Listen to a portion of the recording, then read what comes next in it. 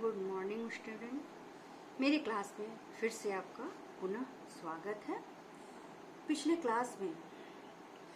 Class में हम BEd first year को कोर्स 2 के अंतर्गत सामाजिक स्तरीकरण के अंतर्गत हमने आपकी कक्षाएं ली थी, जिसमें हमने बताया था कि सामाजिक स्तरीकरण है क्या, इसके स्वरूप, स्तरीकरण व शिक्षा के आधार क्या है, यह समाज व सामाजिक व्यवस्था पर निर्भर है कि नहीं, यह स्तरीकरण में किसे मान्यता दे और किसे नहीं, इन सबों की चर्चा हमने की थी। आगे अपनी अगली कड़ी वीडियो के माध्यम से हम सुचारू रूप से बढ़ाते हैं। सामाजिक स्तरीकरण एक सार्वभौमिक प्रक्रिया है। भारत में आरंभ में सामाजिक स्तरीकरण का जो रूप दिखलाई पड़ा है वह वर्ण व्यवस्था और संयुक्त परिवार में ही था। वर्तमान युग में समय समय पर सामाजिक स्तरीकरण की व्यवस्था में परिवर्तन होता रहा।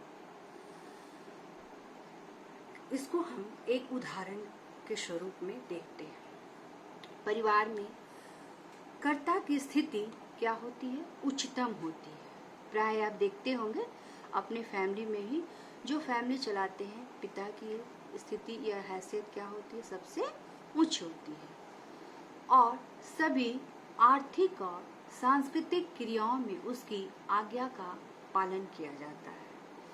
द्वितीय स्थान पर कर्ता के सबसे बड़े पुत्र का होता है और तृतीय कर्ता की पत्नी का, और उसके बाद अविवाहित पुत्रों, विवाहित स्त्रियों, बच्चों आदि को प्रदान किया जाता है। औद्योगिकरण, नगरीकरण और पश्चिमीकरण के फलस्वरूप स्तरीकरण का परंपरागत रूप धीरे धीरे विघटित हो रहा है। जैसे जैसे धन का महत्व बढ़ता जाएगा, वैसे वैसे हमारा समाज क्या होगा? जन्मगत स्तरीकरण को छोड़कर वर्ग स्तरीकरण की दशा में बढ़ता जाएगा। स्तरीकरण की विशेषताएं को हम देखेंगे कि सामाजिक स्तरीकरण की विशेषताएं है क्या। सामाजिक स्तरीकरण समाज विभिन्न स्तरों में विभाजन है। जैसे हमने बताया था, कौन से स्तर? ब्राह्मण, क्षत्रिय, वैश्य और शूद्र। तो विभिन्न स्तरों में समाज के दौरान ये विभाजित है। इन स्तरों में उच्चता तथा निम्नता का होना आवश्यक है। अस्थानीयता, जब तक स्तरीकृत समूहों में स्थिरता न आ जाए, उसे स्तरीकरण की संज्ञा नहीं दी जा सकती। थर्ड क्या है? परस्पर संबंध होना चाहिए। सामाजिक स्तरीकरण की प्रकृति सामाजिक तथा सांस्कृतिक दोनों होती है। स्तरीकरण का समूह प्रतिफल है। स्तरीकरण संघर्ष का परिणाम है। यहाँ पर ये वर्ड आया, संघर्ष का परिणाम है। मीन्स हम जो भी अपने समाज में उच्च स्थिति और निम्न स्थिति पाते हैं, वो हमारा क्या है? व्यक्ति का पारस्परिक संघर्ष के कारण ही हम क्या करते हैं? अपना ये समाज में ऐश्वर्य, शक्ति, धन के रूप में हम अपने को सर्वश्रेष्ठ बन पाते हैं या प्रतिष्ठा का स्थान पाते हैं। नेक्स्ट क्या है? सामाजिक स्तरीकरण क्या है? गतिशील होता है। गतिशील मीन्स इसमें आए दिन परिवर्तन होते हैं, क्योंकि अगर आज हम निम्न स्थिति में हैं तो हम अपनी क्या है, हमने क्या बताया था आधार में, बुद्धि और योग्यता के अनुसार हम क्या कर सकते हैं? अपने आप को हम क्या कर सकते हैं? ऊपर की ओर उठ सकते हैं और समाज में ऊंचा स्थान पा सकते हैं। अब हम देखेंगे कि सामाजिक स्तरीकरण का महत्व क्या है। सामाजिक स्तरीकरण सामाजिक आवश्यकताओं की पूर्ति में सहायक होता है। मानव की मनोवृत्तियों को भी निर्धारित करता है। थर्ड है, व्यक्ति की परिस्थिति एवं भूमिका का निर्धारण करता है। सहयोग की भावना को बढ़ाना तथा संघर्ष से बचाव करता है। अधिक कार्य करने के लिए प्रोत्साहन देता है ताकि आप क्या कर सकते हैं, समाज में ऊंचा दर्जा पा सकते हैं या श्रेष्ठता पा सकते हैं। सामाजिकरण में सहायक है। स्तरीकरण क्या है, समाजीकरण में सहायक होता है। सामाजिक प्रगति में सहायक है। सामाजिक व्यवस्था और संगठन बनाए रखने में सहायक है। महत्व को देखते हुए अब हम इसके दोष को भी देख लें।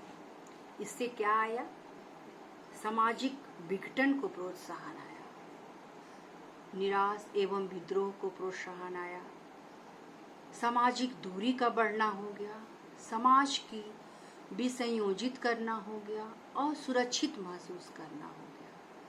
इन सब से क्या पाते हैं, क्या हमें नजर आ रहा है, सामाजिक विघटन मीन्स क्या था कि पहले लोग संयुक्त परिवार में रहते थे, धीरे धीरे संयुक्त परिवार क्या बदलने लगे, एक केंद्रीय परिवार होने लगे, जिसके कारण क्या हो गया, सामाजिक विघटन हो गया और संयुक्त परिवार का विघटन होकर क्या हो गया, एकाकी परिवार या बोली केंद्रीय परिवार में वो हो गया, जिसके कारण हमारा क्या हो गया, सामाजिक दूरी बढ़ने लगा और हम क्या हो गए, असुरक्षित, क्योंकि परिवार में अगर बड़े बुजुर्ग ज्यादा संख्या रहती थी तो एक दूसरे को सहयोग में मदद मिलती थी, तो क्या हो गया, इससे हमारा असुरक्षित महसूस होना शुरू हो गया।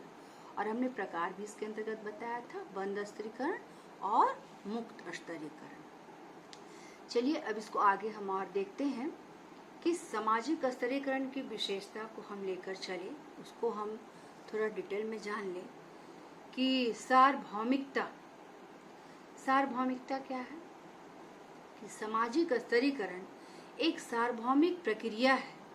यह प्रत्येक समाज में किसी न किसी रूप में अवश्य पाया जाता रहा है, चाहे वह पिछड़ा समाज हो या सभ्य समाज हो या प्राचीन समाज हो या आधुनिक समाज हो या सरल समाज हो या जटिल समाज हो। सामाजिक स्तरीकरण का रूप देखने को मिलता ही है।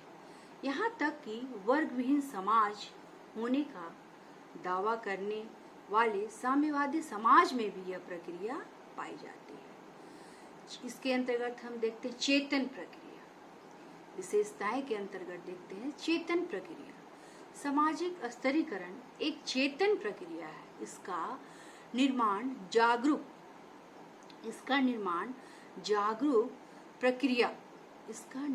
जागरूक दशा में योजनाबद्ध रूप में किया जाता है। किसके रूप में, योजनाबद्ध रूप में किया जाता है। साधारणतः यह कार्य समाज के अभिजन वर्ग द्वारा होता है। नेक्स्ट है समाज का विभाजन। सामाजिक स्तरीकरण को विभिन्न वर्गों में विभाजित करने की व्यवस्था है। इसके द्वारा समाज में अनेक उच्च से निम्न वर्गों में बढ़ जाता है तथा प्रत्येक वर्ग की एक निश्चित स्थिति होती है। साथ ही इस स्थिति से संबंधित कार्य व सुविधाएं भी प्राप्त होती है। ठीक है, क्या क्या देखें, सार्वभौमिकता, चेतन प्रक्रिया, और अब आगे हम देखेंगे समाज का विभाजन। देखें अब आगे क्या देखते हैं, क्षैतिज विभाजन। तो सामाजिक स्तरीकरण के द्वारा समाज का क्षैतिज विभाजन होता था। आप लोग इसका परिभाषा में देखे होंगे, स्तरीकरण का मूर्य के द्वारा क्या था, क्षैतिज विभाजन। सामाजिक स्तरीकरण के द्वारा समाज का क्षैतिज विभाजन होता है। क्षैतिज विभाजन का अभिप्राय उस विभाजन से है जहां समाज विभिन्न वर्गों में बढ़ जाता है तथा प्रत्येक वर्गों के लोगों की स्थिति में समानता पाई जाती है। जैसे जातिगत स्तरीकरण के अंतर्गत एक जाति के लोगों की स्थिति में समानता पाई जाती है, जैसे हिंदू।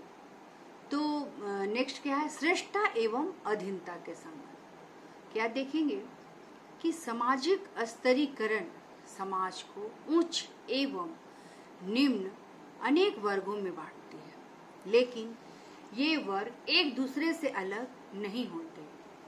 क्या नहीं होते, ये वर्ग एक दूसरे से अलग नहीं होते, बल्कि संबंधित होते हैं। एक के अभाव में दूसरे की कल्पना करना संभव नहीं है। उदाहरण के लिए सामाजिक स्तरीकरण का एक रूप वर्गगत स्तरीकरण के अंतर्गत पेशा के आधार पर अगर हम लेते हैं तो उच्च एवं निम्न अनेक वर्ग हैं, परंतु ये सामाजिक संबंध से जुड़े हैं। इसमें अगर हम देखें पेशा के रूप में तो आप प्राय देखेंगे कि जो चमड़े का काम करते हैं, जूता बनाने का काम या फिर धोबी, तो प्राय देखेंगे ये जो पेशा है ये वंशानुगत होता है। अगर आज उसके पिता कर रहे हैं तो कल उसके बेटे करेंगे। तो ये इसीलिए बोला गया कि इसके अंतर्गत पेशा के आधार पर हम उच्च एवं निम्न वर्ग करते हैं। लेकिन अगर व्यक्ति को यहाँ पर श्रेष्ठता को भी लिया गया है, अगर हम श्रेष्ठता एवं अधीनता के संबंध में लेते हैं तो क्या आजकल धोबी के बेटे या मोची के बेटे क्या अच्छे ऊंचे वर्ग में नहीं पा सकते स्थान? वो भी आईएएस बनते हैं, वो भी अच्छे से अच्छे अधिकारी में वो सफलता पाते हैं।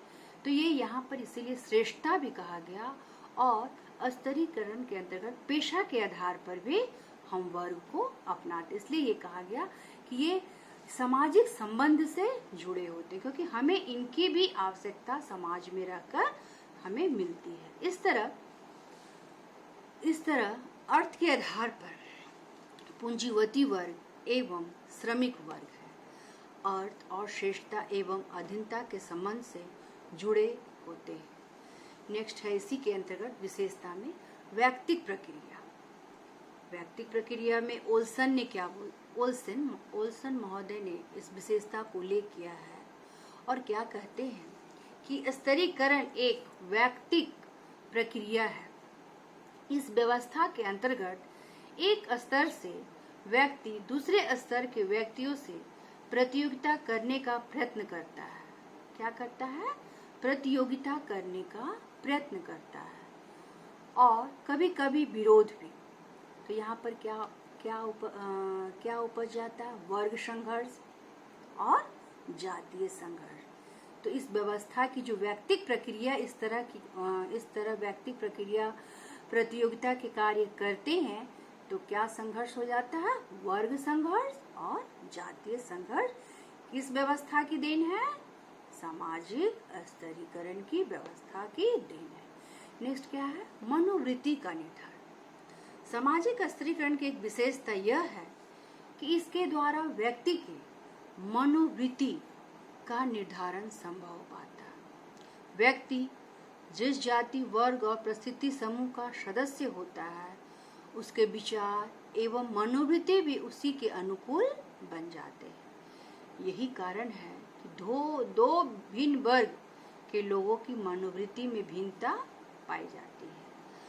नेक्स्ट क्या है? अनेक आधार। मेन बेस क्या है इसके? सामाजिक स्तरीकरण के अनेक आधार हैं। इसमें प्रमुख हमने पिछले क्लास में आप लोगों को बताया था क्या क्या है? जन्म, लिंग, आयु, संपत्ति, धर्म, शारीरिक, बौद्धिक कुशलता, प्रजाति, जाति इत्यादि। यह समाज में सामाजिक व्यवस्था पर निर्भर है कि वह स्तरीकरण मीन्स किसे मान्यता दे और किसे नहीं। अब इनकी विशेषताएं को देखते हुए अब हम आगे इसके गुण दोष को देखेंगे। गुण दोष क्या है? पहला इसके गुण क्या है स्तरीकरण के? कि लिंग, जाति आदि के भेदभाव से क्या है? ये गुण में क्या है? इसमें ये रहित है। और दोष क्या है? कि शक्ति का माध्यम स्थापित करना, है ना। और नेक्स्ट फिर दूसरा क्या गुण है? योग्यता तथा कुशलता का सम्मान। और फिर दोष क्या पाए जाते हैं? नए प्रकार के समाज का निर्माण जिससे सामाजिक व्यवस्था भी जन्म ले लेती है। फिर हम गुण में क्या देखते हैं? गतिशील समाज का निर्माण। जैसे हमने आगे बताया था कि क्या है सामाजिक स्तरीकरण क्या है? गतिशील प्रक्रिया है। तो इसमें हम देखते हैं इसके दोष में हम क्या देखेंगे कि राष्ट्रीय एकता में बाधक है। जो भी हम बताएं क्या हो जाता है? वर्ग संघर्ष में भी और जातीय संघर्ष में भी। और फिर क्या है? शिक्षा का महत्व है। सामाजिक स्तरीकरण के अंतर्गत गुण में क्या है? शिक्षा का महत्व और इसमें दोष क्या पाए जाते हैं? असमानता तथा भेदभाव पूर्ण। मीन्स कहने का इसमें अगर जाति आ जाती है तो यहाँ पर क्या हो जाती है? असमानता तथा भेदभाव पूर्ण हो जाता है। और नेक्स्ट क्या है? सामाजिक व्यवस्था हेतु महत्वपूर्ण। और दोष क्या है? परिवर्तनीय होने के कारण सांस्कृतिक अवरोध उत्पन्न हो जाते हैं। फिर यहाँ तक आप लोगों को समझ में आ रहा है? आप लोग कृपया करके इन सब चीज़ों को, मुख्य बिंदुओं को नोट करते जाइएगा। अनुशासित वातावरण का सृजन है। गुण के अंतर्गत सामाजिक स्तरीकरण में अनुशासित वातावरण का सृजन होता है। भारतीय परिस्थितियों के उन्मुख न मानना बंद समाजों द्वारा। भारतीय परिस्थितियों के उन्मुख न मानना बंद समाजों द्वारा। नेक्स्ट है संगठित रूप, गुण के अंतर्गत। और दोष के अंतर्गत क्या है? शिक्षा में भेदभाव, वसुदैव कुटुंबकम की भावना का ह्रास होना मीन्स कमी पाना। और नेक्स्ट क्या है? गुण परिवर्तनशील है। सामाजिक स्तरीकरण क्या है? परिवर्तनशील है। और इसके अंतर्गत अगर हम दोष को देखेंगे तो संविधान की संकल्पना को आघात पहुंचाने वाले हैं। और नेक्स्ट क्या है? गुण में सामूहिकता की भावना का जन्म। और दोष में क्या है? सामाजिक विद्वेष का जन्म। है ना? यहाँ तक आप लोग समझ में आ रहा होगा आप लोग को। और आगे हम और बढ़ते हैं। शिक्षा और सामाजिक स्तरीकरण है क्या? इसके अंतर्गत सामाजिक स्तरीकरण में शिक्षा की भूमिका जो है अत्यंत महत्वपूर्ण है। शिक्षा व्यक्तित्व के विकास में सहायता करती है। शिक्षा व्यक्ति में मानवीय गुणों का विकास करती है। शिक्षा समाज में व्याप्त असमानता को दूर करने का प्रयास करती है। शिक्षा व्यक्ति में समायोजन करने की क्षमता उत्पन्न करती है। शिक्षा व्यक्ति में समूह का मार्गदर्शन करने की योग्यता उत्पन्न करती है। शिक्षा एक स्थिति के लोगों की ऊंची स्थिति प्राप्त करने में सहायता पहुंचाती है। सामाजिक स्तरीकरण से समाज में कई स्तरों में अथवा खंडों विखंडों में बढ़ जाता है। सामाजिक स्तरीकरण से समाज क्या होता है? कई स्तरों में अथवा खंडों विखंडों में बढ़ जाता है। जैसा कि आपको हमने पिछले सारे ये में बताते हुए चल रहे हैं, जिसके कारण उसमें क्या होता है? ऊंच नीच की भावना व्याप्त हो रही है, जो स्वस्थ समाज के लिए हमारे लिए क्या है? हानिकारक है। शिक्षा इस सामाजिक विषमता को मिटाने में सहयोग देती है। सामाजिक स्तरीकरण वर्ग संघर्ष को जन्म देता है। उच्च वर्ग या धनी वर्ग निम्न वर्ग या निर्धन वर्ग के व्यक्तियों का शोषण करता है, जिससे उनमें असंतोष पैदा होता है, विद्रोह की भावना होती है और संघर्ष की स्थिति तक पहुंच जाती है। शिक्षा इस वर्ग संघर्ष को रोकने और समाप्त करने का प्रयत्न करती है। शिक्षा जातिगत संप्रदायगत कट्टरता को कम करती है। शिक्षा प्राप्त करने के बाद व्यक्ति का अस्पृश्यता का विचार शिथिल होने लगता है। शिक्षा जातिगत और संप्रदायगत कट्टरता को कम करती है ना? व्यक्ति शिक्षित रहेंगे तभी ये जाति पाति का भेदभाव को मिटा पाएंगे, सांप्रदायिक भेदभाव को कम कर पाएंगे और अस्पृश्यता का भी विचार मीन्स भेदभाव, छुआछूत, इन सब चीज़ों का क्या होगा? शिथिल मीन्स कमजोर होने लगेगा और उसमें कर्तव्य बोध तथा उत्तरदायित्व की भावना पैदा होती है। शिक्षा प्राप्त व्यक्तियों में अंतरजातीय विवाहों की संभावना में अधिक हो जाती है ना? यहाँ पर किसको बढ़ावा दिया है? अंतरजातीय विवाह को शिक्षा द्वारा। तो क्या होगा? जाति पाति के भेदभाव को मिटेगा तो लोग क्या करेंगे? अंतरजातीय विवाहों की तरफ ज़्यादा संख्या बढ़ जाएगी और लोग अपनी मर्जी से विवाह कर पाएंगे। प्रत्येक सामाजिक स्तर में कुछ विशिष्ट और उच्च मूल्य होते हैं जिनको प्राप्त करने के लिए व्यक्ति को कठिन परिश्रम करना पड़ता है। शिक्षा उच्च पद प्राप्त करने के लिए कठिन परिश्रम करने की प्रेरणा प्रदान करती है। सामाजिक स्तरीकरण से व्यक्तियों में मिथ्या अभिमान पैदा हो जाता है। उच्च वर्ग के लोग निम्न वर्ग के लोगों को नीचा समझकर उनसे व्यंग करते हैं, उनकी हंसी उड़ाते हैं और अपने झूठे अभियान को प्रदर्शित करते हैं। शिक्षा व्यक्ति को इस मिथ्या अभियान से दूर रहने की प्रेरणा देती है। क्या देती है? प्रेरणा देती है। और सबको समान समझकर अपने साथ प्रेम और सहयोग से रहने के लिए प्रोत्साहित करती है। शिक्षा व्यक्ति को सामाजिक एकीकरण की ओर अग्रसर होने की प्रेरित करती है। शिक्षा के द्वारा व्यक्ति अधिक धन उपार्जन करके अपनी आर्थिक स्थिति में सुधार लाता है और अपना जीवन शैली में बदलाव लाता है और एक सामाजिक वर्ग से दूसरे सामाजिक वर्ग में पहुंच जाता है, अर्थात निम्न वर्ग से उच्च वर्ग में स्थानांतरित हो जाता है। इस प्रकार शिक्षा सामाजिक गतिशीलता को बढ़ाती है।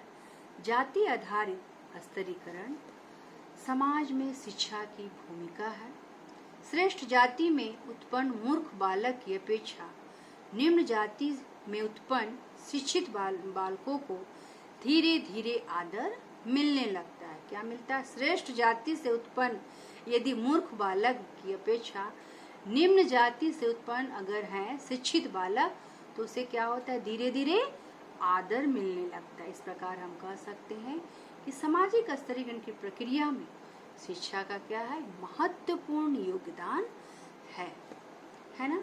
सामाजिक स्तरीकरण को देखते हुए अब इससे रिलेटेड हम कुछ एक दो क्वेश्चन देख लें कि वर्ग की विशेषता को बताते हुए सामाजिक स्तरीकरण का शिक्षा पर क्या प्रभाव पड़ रहा है। वर्ग की विशेषता को बताते हुए सामाजिक स्तरीकरण का शिक्षा पर क्या प्रभाव पड़ रहा है एवं सामाजिक स्तरीकरण के अंतर्गत उसके गुण एवं दोष क्या क्या हैं। चलिए फिर नेक्स्ट क्लास में हम मिलते हैं। आज के लिए इतना ही रखते हैं, है ना। थैंक यू आप लोग सबको। अगर ये आपको सामाजिक स्तरीकरण अच्छा लगा तो लाइक करें एवं सब्सक्राइब।